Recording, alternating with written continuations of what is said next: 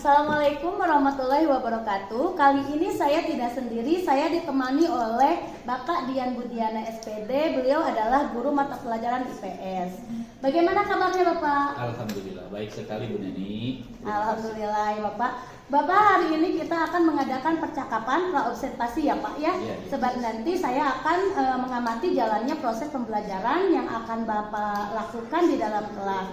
Atau sebelum saya melakukan proses supervisi kelas ya Pak ya.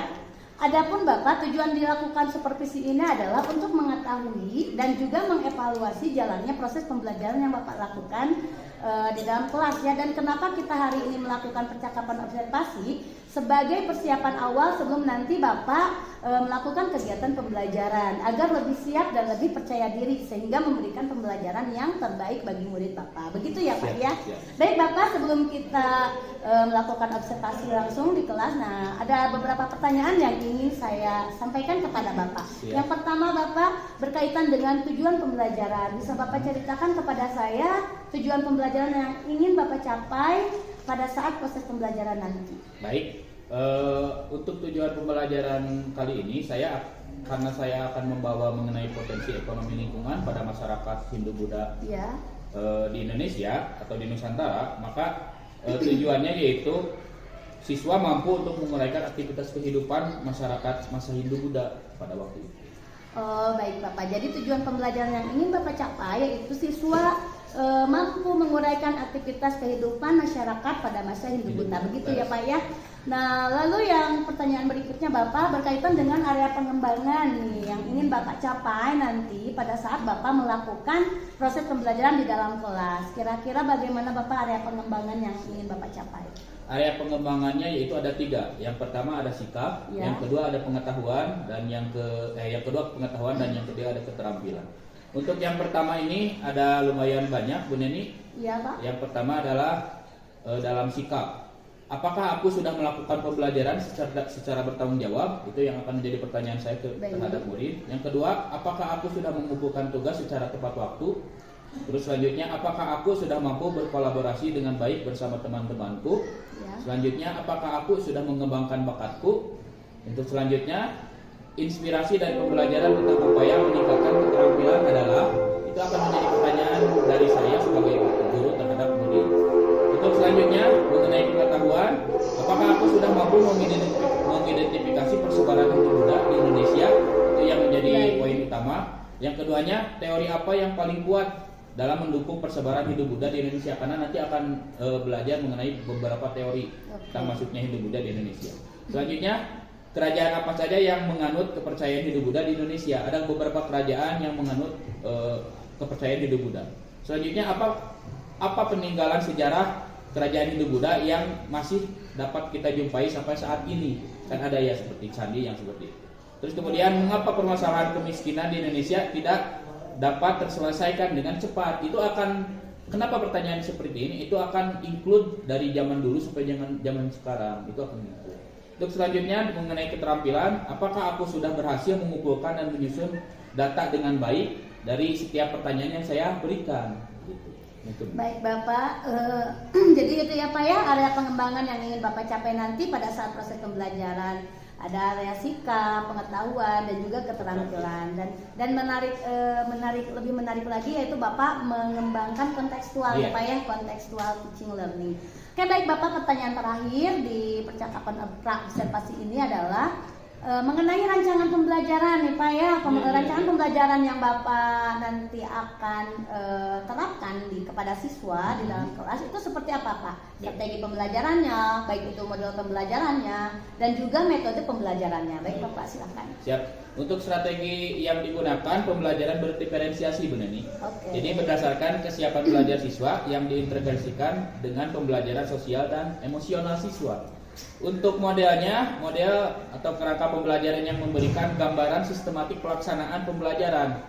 Model pembelajaran dapat berupa model pembelajaran tatap muka, terus kemudian pembelajaran jarak jauh atau dalam jaringan. Pembelajaran jarak jauh, luar jaringan, PJJ, luring atau discovery learning. Itu mungkin. Terus untuk sarana dan prasarana yang digunakan ada laptop, proyektor, PC dan pengeras suara. Biasanya di buku paket itu sudah ada barcode. Makanya setiap 2 minggu sekali saya suka menyuruh anak-anak untuk membawa HP. Nanti HP yang anak gunakan itu digunakan untuk membarcode yang ada di buku tersebut. Nanti akan ada muncul video atau slide dari HP tersebut. Seperti itu. Baik, menarik sekali ya Bapak ya pemaparan Bapak barusan. Baik Bapak, saya ingin menginformasikan bahwa nanti pada saat kegiatan observasi, saya akan mengamati dan akan mencatat kegiatan pembelajaran yang Bapak lakukan di dalam kelas ya Pak ya. Nah, sebelum kita akhiri Bapak, kira-kira apa yang akan Bapak dapatkan dari pembelajaran kita hari ini, dari kegiatan pra-observasi ini? Dengan adanya kegiatan pra-observasi kali ini, saya mungkin menjadi lebih siap untuk belajar dan memberikan ilmu terhadap anak. Itu mungkin. Baik, terima kasih Pak Dian atas percakapan kita kali ini. Baik, demikian percakapan kita hari ini. Sampai bertemu di kegiatan observasi kelas dan juga percakapan pasca observasi. Assalamualaikum warahmatullahi wabarakatuh. Baik. Bismillahirrahmanirrahim. Assalamualaikum warahmatullahi wabarakatuh. Waalaikumsalam warahmatullahi wabarakatuh. Ya, bagaimana kabar kita hari ini anak-anak? Alhamdulillah luar biasa. Semangat Allahu Akbar. Alhamdulillah.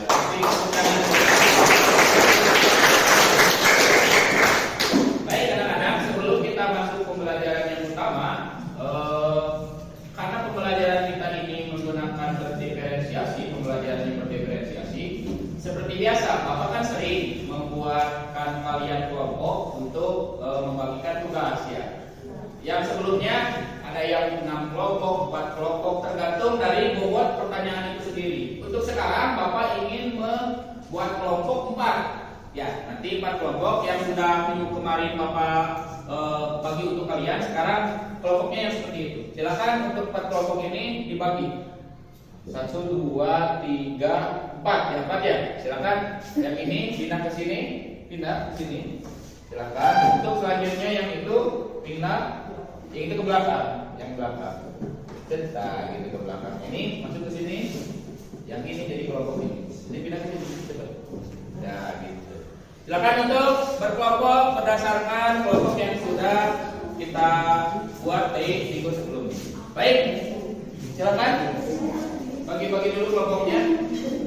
Jadi ketua, mana ketua, sudah. Yang lain ikut ke depan, bergabung. Ya, sip. Terus selanjutnya. Baik, gitu ya. Sip. Terima kasih karena kalian sudah membagi kelompok. Untuk selanjutnya, dalam pembelajaran kali ini ada tujuan pembelajaran yang ingin kita bahas. Kita buka di buku paket halaman 141.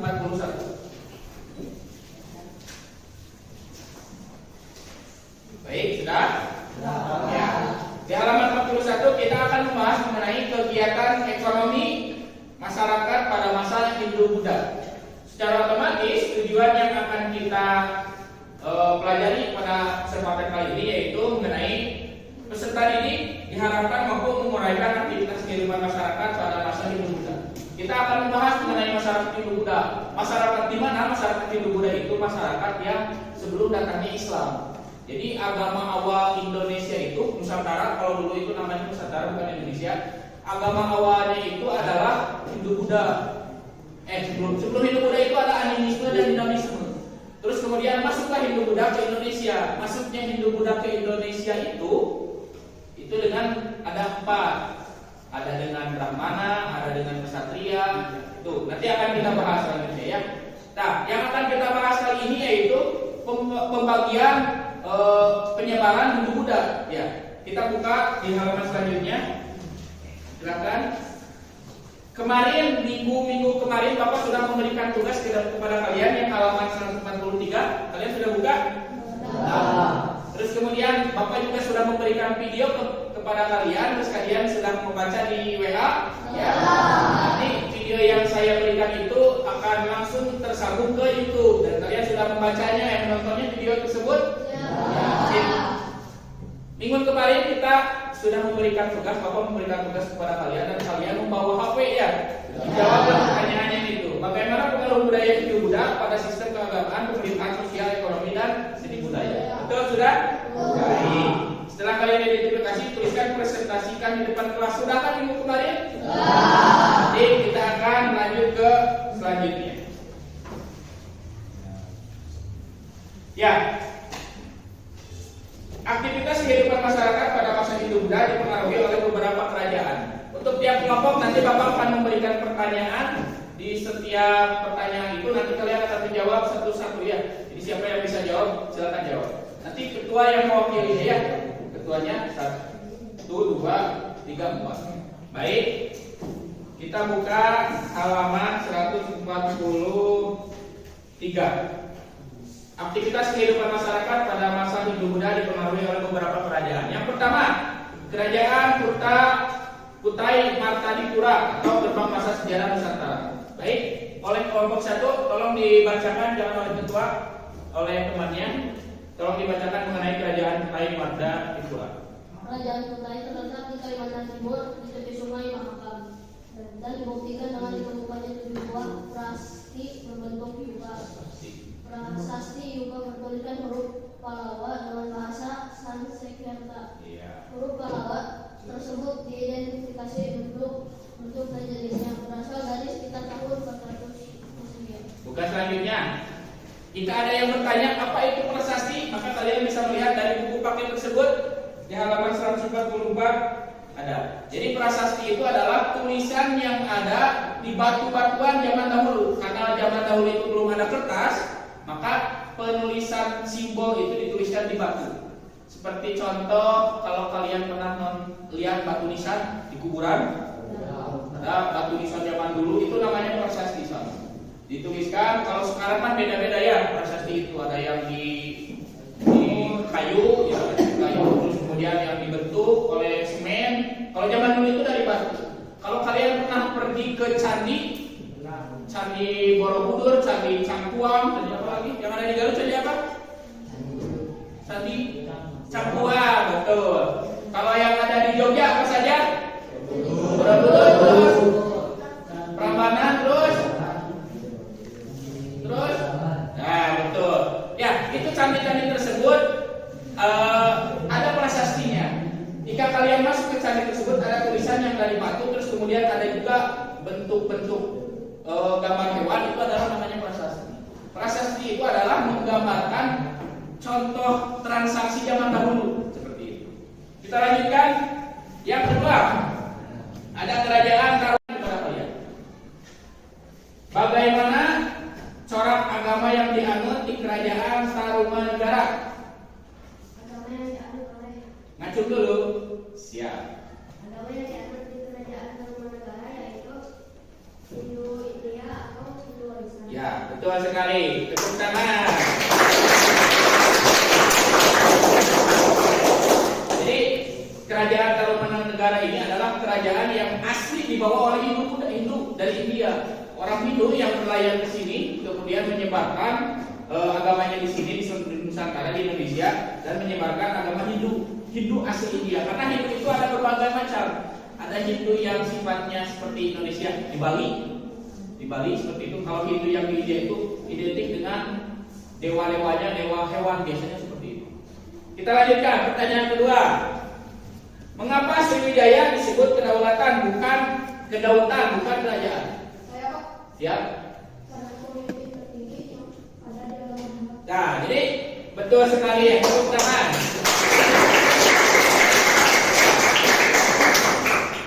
Sejarawan mengatakan Sriwijaya itu tidak bisa disebut sebagai kerajaan, tapi kedatuan. Kalian pernah mendengar Datuk Maringgi? Terus di Upin ada Datuk, ya seperti itu. Itu khas orang Buddha yang tinggal di Nusantara, disebutnya Datuk. Seperti itu. Kita lanjut. Pertanyaan ketiga. Berdasarkan temuan prasasti peninggalan kerajaan Mataram kuno yang bertahun-tahun 1929 di daerah Malang, kerajaan ini diperkirakan berpindah ke Jawa Timur. Menurut kalian, apakah yang menyebabkan perpindahan kerajaan Mataram kuno di daerah timur Pulau Jawa? Siap. Betul sekali.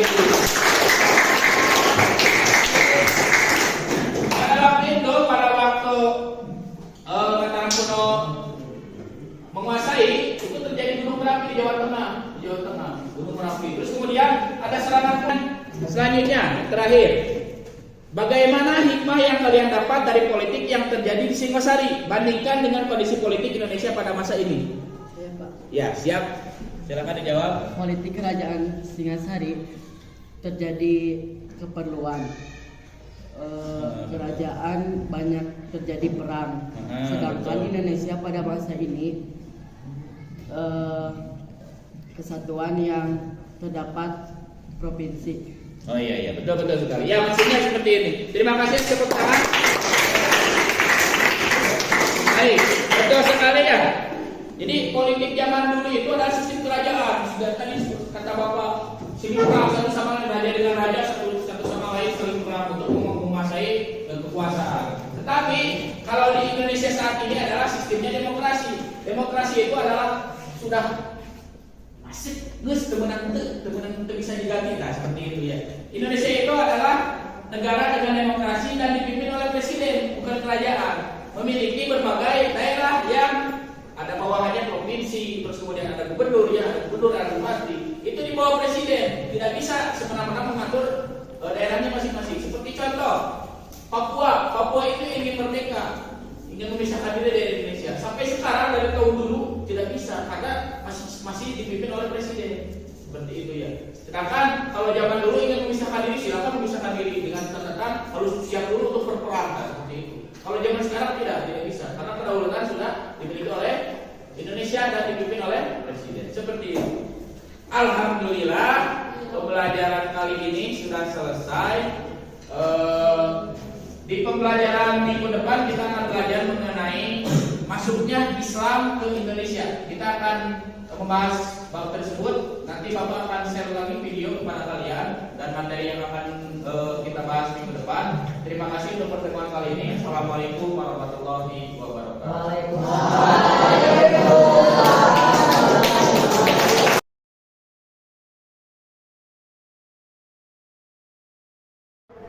Bismillahirrahmanirrahim. Assalamualaikum warahmatullahi wabarakatuh. Waalaikumsalam. Kali ini saya ditemani oleh Ibu PP saya, Ibu Eli, dan saya juga ditemani oleh rekan sejawat saya, Bapak Dian Budiana. Beliau adalah pengajar IPS. Bagaimana kabarnya Ibu? Alhamdulillah baik. Kabarnya gimana Pak Dian? Alhamdulillah baik. Alhamdulillah. Baik, langsung saja mungkin ya Pak Dian. Dalam percakapan observasi kali ini kemarin saya telah melakukan observasi kelas ya Pak ya, di kelas Bapak.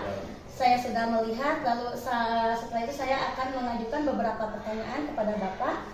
Ada beberapa pertanyaan yang ingin saya sampaikan kepada Bapak ya, diantaranya adalah bagaimana perasaan Bapak berkaitan dengan kegiatan pembelajaran yang Bapak lakukan di dalam kelas? Ya, mungkin untuk pembelajaran yang kemarin karena belum terbiasa, bukan tidak terbiasa, tapi belum terbiasa kita belajar terus kemudian mengajar, terus kemudian ditonton oleh Bu Neni, terus di belakangnya ada kamera, jadi agak sedikit gugup yang pertama. Tapi setelah dijalankan, alhamdulillah. Mungkin yang kemarin itu agak kurangnya dalam hal persiapan, mungkinnya saya pribadi gitu ya. Tapi dalam pelaksanaan alhamdulillah berjalan dengan lancar. Alhamdulillah ya Pak ya. Jadi perasaan Bapak senang ya Pak ya karena Senang. apa yang Bapak rencanakan. Iya. Alhamdulillah bisa diterapkan di kelas ya Pak ya. Meskipun belum sempurna. Iya, baik. Baik Bapak, lalu kemudian Bapak pada waktu itu kan ada beberapa area pengembangan ya yang ingin Bapak kembangkan di dalam kelas. Nah, apakah area pengembangan yang Bapak harapkan bisa diwujudkan di dalam kelas dan bisa dicapai oleh siswa pada saat itu? Apakah pada saat itu berjalan dengan baik atau bagaimana langkah-langkah yang Bapak lakukan supaya area pengembangan yang Bapak harapkan itu terwujud? Baik Bu Neni, area yang saya kembangkan yang pertama adalah dalam sikap Bu Neni, yang kedua dalam pengetahuan, dan yang ketiga ada keterampilan. Untuk dalam sikap sendiri, saya itu menekankan terhadap anak sudah melakukan pembelajaran secara bertanggung jawab belum pada saat saya mengajar. Terus kemudian apakah sudah mengumpulkan tugas secara tepat waktu ketika saya memberikan. Terus selanjutnya apakah mampu berkolaborasi dengan teman ketika memberikan tugas seperti itu. Terus yang selanjutnya dalam pengetahuan, apakah siswa mampu mengidentifikasi persebaran, karena yang saya bahas itu mengenai Hindu-Buddha di Indonesia itu sudah mampu atau tidak, seperti itu. Terus yang keduanya, teori yang paling kuat dalam mendukung persebaran Hindu-Buddha, apakah anak sudah memahami atau belum. Terus dalam keterampilan, apakah aku sudah berhasil mengumpulkan dan menyusun data dengan baik. Nah, itu mungkin benar. Baik.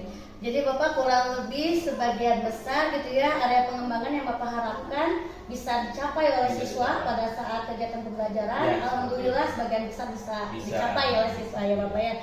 Oke Bapak, sejauh mana Bapak area pengembangan yang Bapak rencanakan itu apakah sudah berjalan dengan baik atau tidak? Ya. Untuk yang saya ajarkan kepada anak itu tidak mungkin 100% baik ya Bunda ini. Anak-anak tidak mungkin langsung menerima 100% apa yang saya ajarkan. Ada sebagian anak yang masih kurang dalam mungkin dalam metode saya yang kurang mungkin. Terus kemudian waktunya juga terlalu siang maju ke sore, anak-anak sudah ngantuk. Berarti dalam metodenya saya yang kurang. Terus tapi sebagian anak sudah mengerti. Hanya sebagian kecil anak yang belum mengerti karena mungkin metode saya yang kurang. Seperti itu Bunda. Baik, Pak Dian. Berarti itu adalah kekurangan atau hambatan ya, Pak ya. Ketika Bapak melakukan proses pembelajaran di dalam kelas, ternyata masih ada siswa yang beberapa siswa yang belum paham dan masih juga ada yang belum aktif gitu ya, Pak ya, dalam kegiatan pembelajaran. Baik, Bapak. Lalu kira-kira kenapa hal itu bisa terjadi ya, Pak ya? Kenapa masih ada siswa yang kurang paham? Kenapa masih ada siswa yang kurang aktif ya? Mungkin dalam metode yang saya ajarkan Bunda ini, karena metode pembelajaran itu kan ada variatif, ada banyak. Nah, mungkin saya menerapkan metode itu semuanya disamakan. Salah saya seperti itu. Untuk kedepannya mungkin tidak seperti itu ya mungkin. Baik Bapak, jadi rencana Bapak kedepannya adalah Bapak akan membuat metode yang bervariasi ya Pak ya, tidak menyamakan, tidak memberikan metode yang sama terhadap semua siswa. Satu lagi dalam penugasan mungkin Bu Neni. Oh iya Pak Dian. Dalam penugasan mungkin bagaimana Bapak bisa diceritakan dalam penugasan bagaimana? Dalam penugasan mungkin yang karena kemarin itu bisa dikatakan terburu-buru dalam pembelajaran yang kemarin, tapi bukan yang sebelum-sebelumnya, tapi yang kemarin. Jadi penugasan saya itu anak itu kan biasanya kalau saya mengajar anak itu dibagi ke kelompok itu diacak. Jadi tidak semua terus tiap hari itu. Yang kemarin mah saya menggunakan yang minggu kemarin udah aja kelompoknya yang itu. Dan mungkin salahnya itu karena yang minggu kemarin ada sedikit kegagalan, bukan gagal, ada sedikit kekurangan.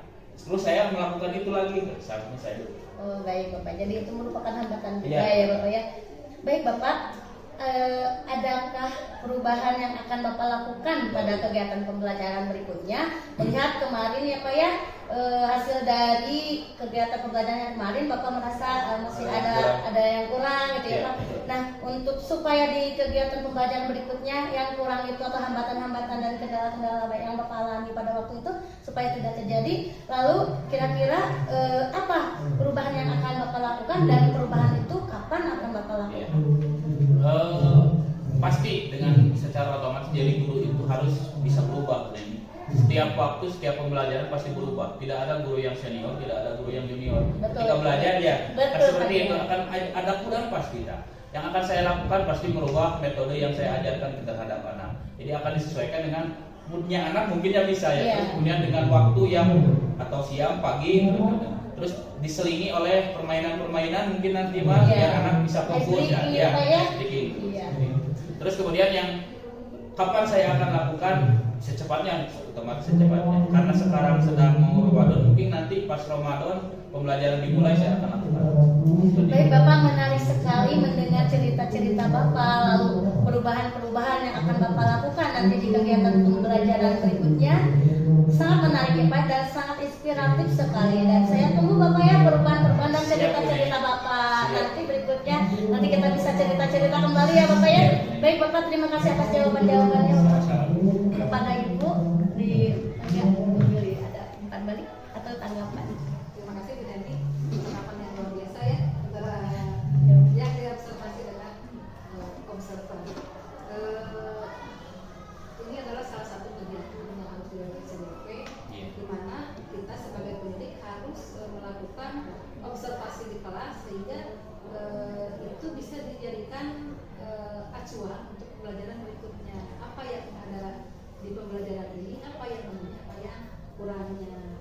Semata-mata bukan untuk mencari kekurangan ya, tapi untuk memaksimalkan potensi yang diobservasi. Tadi kan barusan ada percakapan, itu percakapan coaching, bukan observer yang memberikan solusi, tapi itu Bapak sendiri yang memberikan solusi. Jadi hal itu harus bisa dilakukan di sekolah, bukan hanya kali ini saja ya. Jadi ini juga untuk memberikan pelajaran kepada semua bahwa dalam lingkungan sekolah itu bahwa supervisi ini seperti ini bukan hanya boleh. Ini salah kemudian ini solusi bukan begitu, tapi harusnya seperti ini, seperti yang telah pengalaman sekolah ini.